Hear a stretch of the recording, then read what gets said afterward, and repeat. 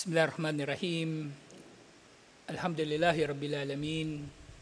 Assalatu wassalamu ala syarfil anbiya'i wal mursalin. Nabiyina Muhammadin wa ala alihi wa sahbihi ajma'in. Assalamualaikum warahmatullahi wabarakatuh. So inshallah, tuloy natin yung Fatawa Ramadaniyah. So yung sunod na tanong, Idha jama'a bainal maghribi wal isya fi Ramadan, fa kayfa takunu hala salatut tarawih? Kapag pinagsama daw yung maghrib at yung isya sa Ramadan, so paano raw gagawin yung salatut tarawih? So yung tinatanong niya rito, maaring mangyayari kung siya ay naglalakbay, na pinagsama niya, di ba? Musafir siya. O maaring mangyari na isa kalagayan nung pagmalakas ang ulan. Actually, pagpasa sa batas doon na pwede pagsamahin ang mga sala sa gabi, maghrib at isya. Pero kung duhur at asar, sinasabi ng mga scholar, mas matibay na nangyari yon sa panahon ni Propeta Muhammad sallallahu alaihi wasallam sa gabi. Kasi delikado maglakad ng gabi na maulan, may baha, kumbaga. Pero sa araw, hindi masyado. Sa araw, hindi masyado. At pwede nga rin yung kung sa may sakit, di ba, sa ilang limitadong pagkakataon, pinahintulutan yung pagsasamahin nila yung sala. So, paano raw yung salatut tarawih? So, ganun din, sabi ni Sheikh Rahimahullah, yusalliha ba'dal isya. Ganun pa rin, isasala niya ang salatut tarawih pagkatapos ng isya. So, halimbawa tayo, malakas yung ulan, o halimbawa may bagyo. Kasi pag dito malakas yung ulan, grabe din eh. Lalo na dyan sa inyo, madulas dyan sa inyo, pag lalabas ka pa. So, pwedeng pagsamahin na yung sala. So, mangyayari, idha jama'al maghrib wal isya, jam'a takdim, salat tarawih. Yun nga, kung halimbawa, pagsasamahin ang maghrib at isya ng jam'u takdim, ibig sabihin, ano ibig sabihin ng takdim? Pinaaga. Pag sinabing ta'khir, pinahuli. Pinaaga, ibig sabihin, jam'u takdim with regards to maghrib at isya. Ang maghrib at isya gagawin sa oras ng maghrib. Pero pag sinabing jam'u ta'khir, ang maghrib at isya gagawin sa oras ng isya. So dito, kung gagawin ito, jam'u takdim, so magsasala sila ng tarawih pagkatapos ng isya. In kana fi Ramadan, dakala waqtu salatit tarawih, waratibatul isya yusalliha, wa sunnatul maghrib yusalliha badal isya, wa sunnatul isya. So nga, maaaring itinatanong ito ng tao kasi concerned din dito paano yung mga rawatib pagkatapos ng isya, pagkatapos ng maghrib at isya. Kasi di ba, maaaring pagkatapos ng maghrib, mag-iikama na uli para sa isya. At yung iba hindi pa nakakapag-rawatib. At malaki ang gantimpala ng rawatib. Kapag nakumpleto may 12 rakaah, bahay yun sa paraiso, inshallah. 12 rakaah sa araw at gabi. So sabi ni Sheikh Rahimahullah, kung sa Ramadan at dumating na nga ang oras ng salatut tarawih, ang ratibatul isya, gagawin mo siya, at gayon din yung sunna ng maghrib, gagawin mo siya pagkatapos ng isya. So, gagawin mo itong pareho pagkatapos na ng isya. Kasi kung mawawalan na ng oras para makapag-sunna pa. Idha awtara la ba'sa, falwitru wa tahajjudu yakunu ba'dal isya. Ngayon nga, kung halimbawa, nakapag-witr na sila, ibig sabihin, nagsala tayo ng maghrib, halimbawa sa kalagayan natin, nagsala tayo ng maghrib, tapos nagsala tayo ng isya, tapos nagtarawih na tayo. Hindi ka pa rin nakakapagsala ng sunna pagkatapos ng maghrib at sunna pagkatapos ng isya. So pwede mo rin naman yun gawin pa rin pagkatapos na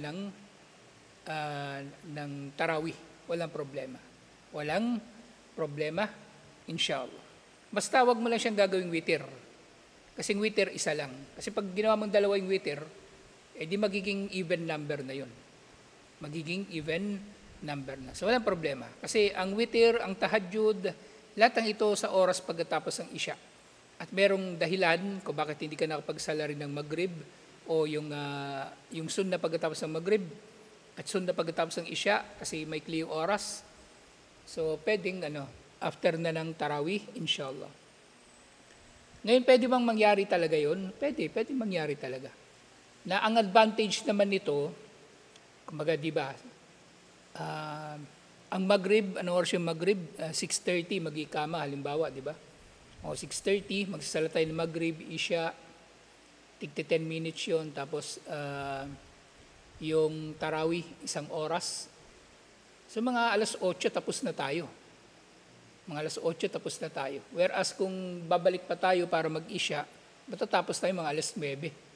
So mainam na yung ganun, inshallah, para makauwi ng maaga sa bahay, alhamdulillah. Sunod na tanong, hal khurujud dam yufattir saim? Ang paglabas ba ng dugo sa nag-aayuno ay sumisira sa fasting?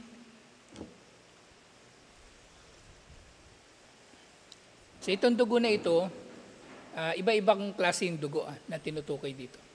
Sa maaaring ito ay dugo na galing sa sugat o dugo na, kumbaga, nagdugo yung ilong, nagdugo yung ngipin, o iba pa. Nagdugo ang puso, o iba pa. Iba-ibang kalagayan yun. Iba-ibang kalagayan, inshallah. Pero syempre, na dito, yung buwan ng dalaw, ibang usapin na yun dito. Pero tinutukoy dito yung dugo talaga. Bawa nasugatan, gano'n. Khurujud dam min gayri kasdin la yufattir saim. Ang paglabas ng dugo ng hindi sinasadya ay hindi makakasira ng fasting ng sino mang nag-aayuno. Halimbawa, ang katulad, di ba ngayon, mainit, isa sa mga resulta ng matinding init, yung heat stress sa tao. At minsan may mga tao, dinudugo yung ilong.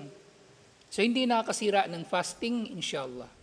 Hindi nakakasira ng fasting. Lakin idha ta'ammada khurujud dam bil hijamati aw at-tabarru'i bid-dami al-kathir yaqdi.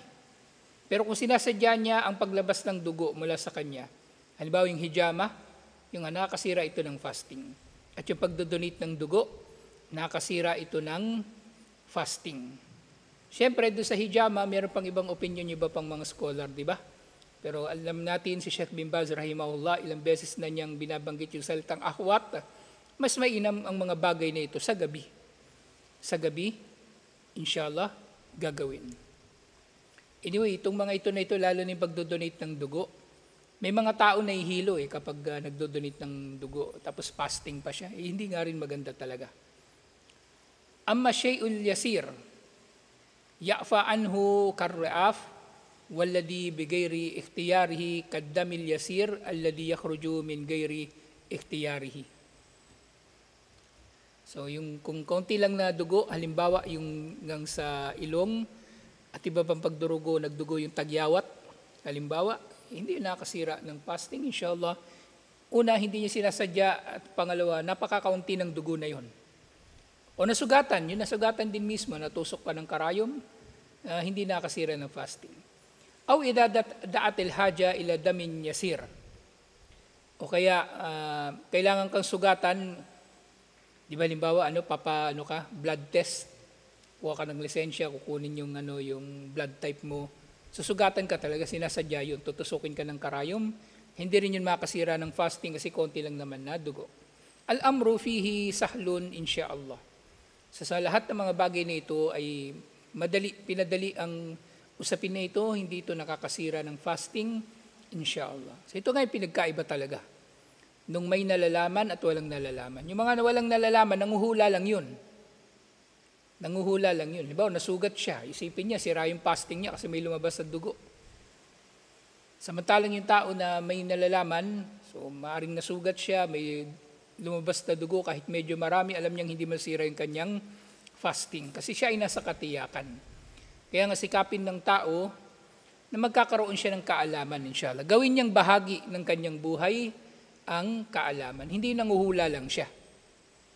Gawin niyang bahagi ng buhay ang kaalaman. Tiyak na kaalaman mula sa mga batayan, inshallah, nang sa gayon hindi siya nanguhula. Nang sa gayon hindi siya nanguhula. Sumunod na tanong, ma huwa aqallul i'tikafi wa aktharuhu? Anong pinakakaunti na etikaf at anong pinakamarami nito? Kumbaga tinutukoy dito, oras. Laysa lahu haddun mahdud, sabi ni Sheikh rahimahullah. Walang tukoy talaga. Walang tukoy na oras. Kung gaano katagal ka magtatagal sa masjid na matutukoy o may tuturing ka na nag-etikaf.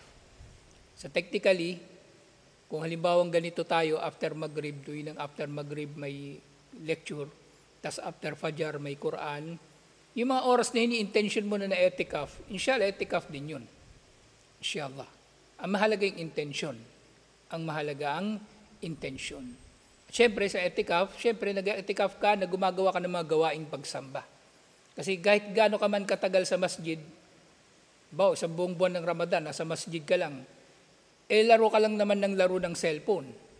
Hindi yun etikaf. Hindi yun etikaf. Ang etikaf, nga natalakay na natin ito ay ang paglalaan mo ng oras sa loob ng masjid para gumawa ng mga gawaing pagsamba. Pero kung nandun ka sa masjid, scroll ka lang naman ng scroll sa Facebook, laro ka ng laro ng Mobile Legends, tapos naglalaro ka, ang ingay mo pa, nagbumura ka pa, tangina mo. Hindi etikaf yun.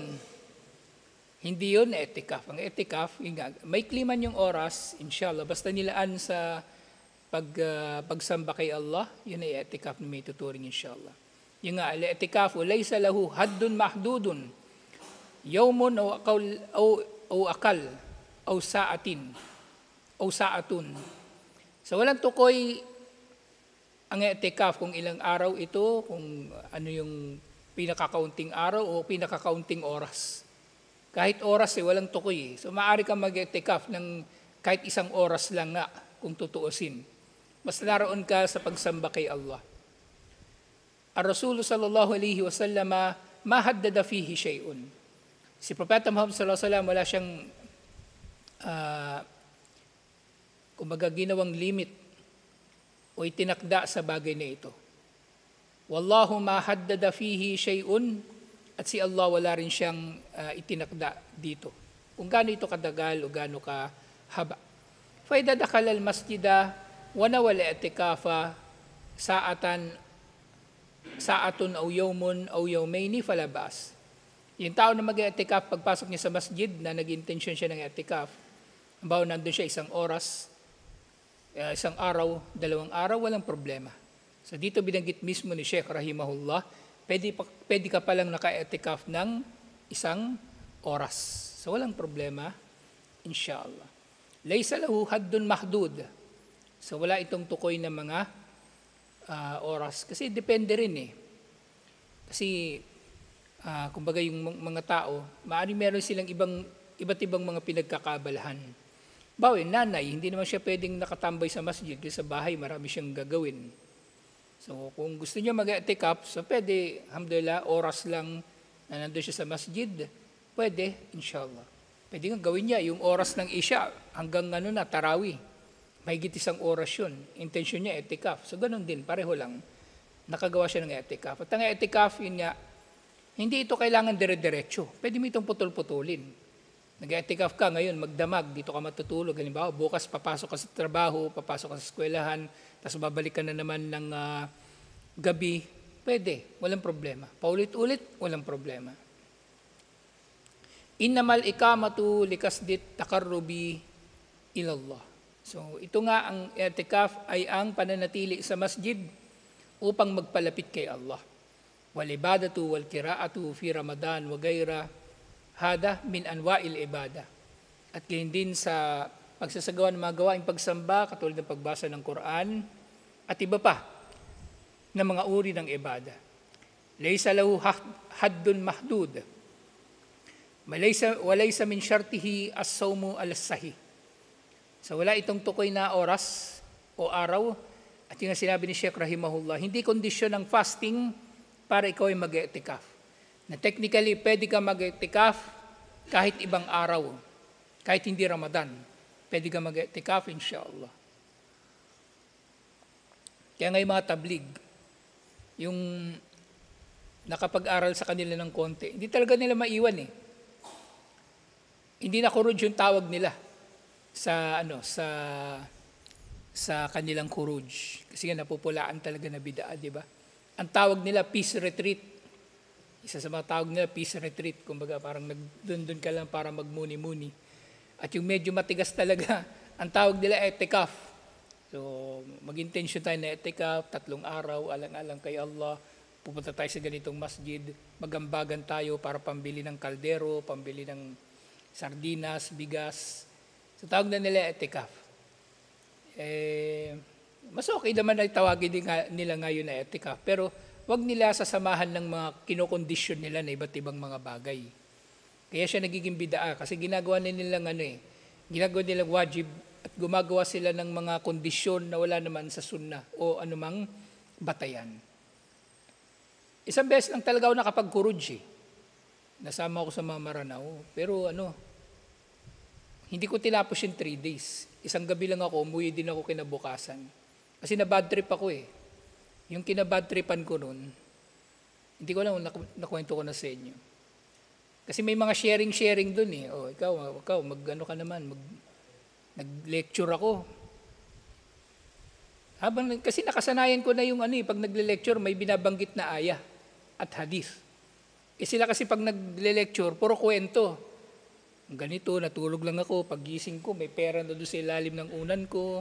Si ganitong awliya, walang trabaho, khuruj ng khuruj, pero yung anak niya, hindi nagugutom. Ganun yung mga nila lagi. Pero ako iba, aya, hadith, yung yung pinagbabanggit ko nung ako yung pinag-share nila.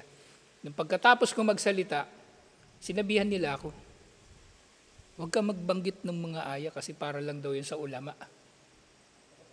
Hindi na ako sumagot. Anong klase palang relihiyon to kung di ka pwedeng mag-recite ng aya ng Quran o hadith? Diba? Hindi ano kayo, Katoliko? Umalis nga ako sa Katoliko kasi mga Katoliko ganun, diba? Although mas maluwag na ngayon, pero dumating sa kasaysayan ng mga Katoliko na pari lang ang pwedeng magbasa ng Biblia. Pari lang ang pwedeng magbasa ng Biblia. Kaya ngayong sa mga Katoliko, nauso yung pasyon. Yung binabasa pag mahal na araw. Actually, yung pasyon, version nila yon ng Biblia. Kumbaga, yung naririnig nilang binabasa nung pari sa simbahan pag misa, iniipon nila yung mga kwento nun, tapos ginawa nilang pasyon, ginawa nilang tula at kinakanta nila. Kasi bawal sila magbasa ng Biblia. Kaya maraming iba't ibang version ng pasyon. Iba ang version ng pasyon sa mga Kapampangan, sa Tagalog, sa Bisaya, at iba-iba yung tono ng pasyon. Iba-ibang tono ng pasyon. Talaga ako, na bad trip ako. Umalis ako, umuwi na ako. Sabi ko, may gagawin ako sa eskwelahan kailangan ko umuwi. So umalis na ako. So nga, etikaf, walang limit sa oras nito. Alhamdulillah. O mga araw. So pinahintulutan nito kahit wala ring fasting. Ibig sabihin kahit walang Ramadan o kahit hindi Ramadan, pwede. Bal yajuzu an ya'taqifa walau kana ghayra sa'imin. So pinahintulutan na mag-etikaf ang sino man kahit hindi siya fasting. Kama qala Ibn Abbas wa ghayruhu radhiyallahu anhuma. Katulad ng sinabi ni Ibn Abbas radhiyallahu anhuma at iba pang mga naiulat, laysa lahu haddun mahdud. Wala itong tukoy na bilang ng mga oras o araw. At gayon din mula kay Omar radhiyallahu anhu, qala ya Rasulullah, inni nadartu an na'taqifa laylatan fil masjidil haram. So sabi ni Omar, o sugo ni Allah sallallahu alaihi wasallam, namanata ako kay Allah na mag-i'tikaf ako sa Masjidil Haram ng isang gabi. Faqala sallallahu alaihi wasallam, sabi ni Propeta Muhammad sallallahu alaihi wasallam, awfi binadarik. Tuparin mo ang iyong panata. Tuparin mo ang iyong panata. So dito, understood ito na hindi ito Ramadan. Na hindi ito Ramadan, alhamdulillah. Kasi ang totoo niyan, di ba nag-Muslim si Omar? So maaring nangyari nga ito sa Makkah rin. Hindi yung pagkatapos ng Fathu Makkah. So understood ito na kumbaga walang tinukoy dito na ito ay Ramadan. So ibig sabihin pwede rin kahit ibang panahon, inshallah. Pwede rin kahit iba pang panahon, inshallah. Panghuli ngayong gabi, inshallah, fil hadith, sa isang hadith, man fattar sa'iman falahu mitlu ajrihi Meron daw hadith, sino man ang magpakain sa nag-aayuno ay makukuha niya ang parehong gantimpala nung pinakain niya. Hal dhalika khasun lil fuqara. Special lamang ba ito sa mga mahihirap? Halimbawa, tinatanong niya, magkakaroon ka lang ba ng reward sa pagpapa-iftar kung yung pina-iftar mo mahirap lang? Na para bang tinatanong niya, pag mayaman ba yung pina-iftar ko, walang gantimpala? Am yaumul agniya wa gayruhum, kasi pwede namang may mayaman na nakiki-iftar, di ba? May mayaman na nakiki-iftar, yung kuripot halimbawa, ayaw gumastos ng ano, okay, tamad magluto. May ganun eh. Nandun sa pa-iftar. So, yung may hirap lang ba, sa may hirap ka lang ba na pinapa-iftar magkakagantimpala, o kasama na rin dito yung mayayaman na pinapa-iftar mo? So, sabi ni Sheikh Rahimahullah, Dahirul hadith al-umum ma khassa bihil fuqara. Ang dahir, ang malinaw sa hadith, pangkalahatan ito. Yung pinapakain mo ng iftar, mayaman man o mahirap, may reward ka. Nakatulad ng reward nila sa kanilang fasting, alhamdulillah. At hindi dito tinukoy, especially na may hirap lang. Okay, kaya nga maganda, kasi isipin nyo may reward yung pagpapakain mo ng nagpa-fasting. Pinapakain mo yung pamilya mo. O di may reward ka sa kanilang fasting. Yung dapat makasanayan ng tao yun na kung ginagastosan niya yung sarili niya. At hindi siya asa ng asa sa iba. Hindi siya asa ng asa sa libre. So itong community natin, inshallah, nagmamature naman itong community natin na kumbaga wala namang isinabatas na dapat salo-salo palagi yung iftar sa community. Walang ganun. At yun nga, dapat ma-realize natin na anumang tinustos natin para sa pamilya natin, huwag natin panghihinayangan. Huwag natin panghihinayangan. At isa pa, maganda mag-iftar na kasama yung pamilya kasi buo yung pamilya mo Buo yung pamilya mo. Siyempre, pinaka maganda rin sa pag-iftar kasama yung pamilya. Sa totoo lang, merong mga may mga makakasama ka sa iftar na hindi ka aya-ayang kasama Diba? May mga hindi rin kaaya-ayang mangyayari. Katulad yung mga nakaraan na mga pa-iftar. May mga nagpapakyut, may mga may galit kasi pinaghuhugas, kung ano-anong nangyayari. Tapos ang ayoko din sa yung pa-iftar sa community, maramihan. Yung mga tao doon naghihintay, hindi naman nagkukwentuhan lang Wala ka man lang nakitang magdudua o mangilan-ngilan lang. Nagbabasa ng Quran, yung mga babae lalo nang iingay, puro chismisan. Maghiwa-hiwalay na lang tayo ng iftar, malalayo pa tayo sa kasalanan. At mainam pa kasama natin yung pamilya natin, inshallah. May silbi lang yung pa-iftar, na yung ganyan community iftar, kung maraming single, yun lang talaga. Katulad halimbawa, doon sa Davao, doon sa amin, maraming estudyante kasi doon nagbo-boarding house. So sa halip na kanya-kanya silang luto, malaking tulong sa kanila yung may nagpapa-iftar na masjid. Dito wala naman Si Khalid lang, tsaka si Rashid, si Yasin, mga single. Si Ismael pala, pag wala yung misis din niya. Yun lang naman, pero karamihan naman may pamilya. So mainam mag-iftar kasama yung pamilya, inshallah. So, may reward ka kahit sino pa yung pa-iftarin mo. Kahit mas mayaman pa sa iyo pinapa-iftar mo, may reward ka pa rin inshallah. Taftirus sawam, qurbatun ilallahi wa ta'atu lillah. Ang pagpapa-iftar ay pagpapalapit kay Allah at pagsunod sa Kanya. Lakinil fuqara ahwaju ila dhalik. Pero may hirap sila ang mas nangangailangan nito. Ang ibig sabihin dito, kung magpapa-iftar ka, di ba? Naghahanap ka ng jamaa kung saan ka magpapa-iftar, humanap ka ng jamaa na mahirap.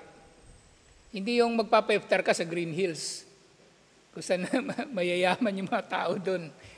Baka pinapa-iftar mo doon, mas mayaman pa sa'yo. May reward nga Pero, titilan mo kung maaring mas malaki nga yung reward na mangyayari kapag nagpa-iftar ka sa mahirap Kasi baka yung mayaman, sige, nagpa-iftar ka doon sa mayaman. Ang dami lang na-iftar doon, nag-uumapaw na. Baka mamaya yung pinapa-iftar nyo doon, tatapon lang Yan din yung hindi ko gusto rin sa yung pagpapa-iftar ng yung maramihan. May mga nasasayang na pagkain. Hindi maganda. Hindi maganda. So nga, al-fuqara fi hajatin ila hada. So nga, mainam sa mahirap ka magpa-iftar dahil sila'y may pangangailangan. Kasi may mga community naman talaga na mahirap eh. Meron. Diba? O dito, kung o sa iba pang mga community, وَإِذَا فَتَّرَ إِخْوَادَهُ مِنْ أَقَارِبِهِ وَمِنْ جِيرَانِهِ وَلَوْ كَانُوا أَغْنِيَاءَ فَهَذَا. So yung mga papaiftarin mo, kahit kamag-anak mo o kapitbahay mo, walang problema. وَفِيهِ تَعَاوُنْ وَفِيهِ إِحْسَانٌ لِلْجَارِ وَالْأَقَارِبِ وَصِلَةُ الرَّحِيمِ. So meron din namang silbi yung pagpapaiftar na kumbaga pagkipagtulungan sa kabutihan at sa kumbaga pagiging mabuti sa kamag-anak at sa kapitbahay at pagdurugtong sa pagkakamag-anakan. Wa fihi masalih katira. At iba pang mga pakinabang. Fal hadithu amun ya ummul gani wal fakir wal karib o gairal karib. So ang hadith na ito tungkol sa gantimpala ng pagpapaiftar ay para sa lahat ng pinapaiftar. Mayaman man o mahirap, kamag-anak man o hindi kamag-anak, kapitbahay man o hindi. Alhamdulillah. Sa ibang usapin, tutuloy natin bukas insyaAllah. Assalamualaikum warahmatullahi wabarakatuh.